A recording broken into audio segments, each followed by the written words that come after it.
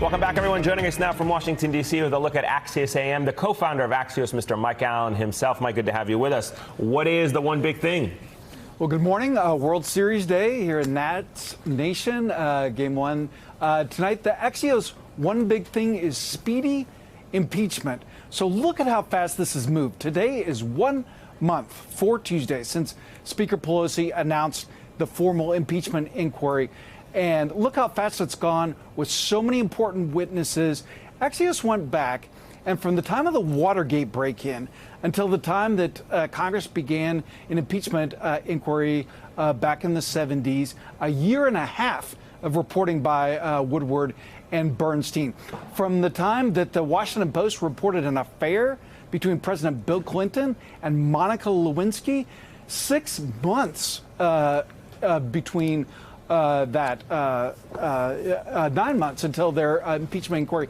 But it was only 6 weeks between the time that we first heard about a whistleblower and the time that Democrats began. So this is on a very fast schedule. They're still hoping to jam in an impeachment vote right around Thanksgiving, maybe articles of impeachment right after both sides say that that would be an incredibly ambitious schedule. Dems are still trying to do it, and ours don't want to drag it out. Talk us through what more Nixon and Clinton's impeachment processes can tell us about what to expect with the timeline and what comes next. Yeah, it's very hard to go as quickly as Democrats want to, because here's what the two sides are thinking.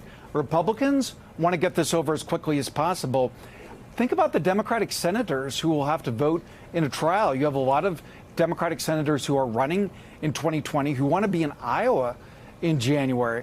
But if you look at the Bill Clinton trial, it was 5 weeks just for the trial. So trying to do that between Thanksgiving and Christmas, very tough. And that's why you had last week the Senate Majority Leader Mitch McConnell busting out a PowerPoint at his Wednesday luncheon with Republicans saying, this is how it will go if we have to do this. And one of the things he told them, it's like going back to school, one of the things that Mitch McConnell told the Republican senators, if we have a trial, if House Democrats vote to impeach President Trump, and then there's a trial in the Senate, it would take 20 Republicans to break away to convict the president and remove him from office. If that happens, and you'll have Chief Justice John Roberts up there presiding, he said, you're going to have to be there, you're going to have to attend, and you're going to have to be quiet.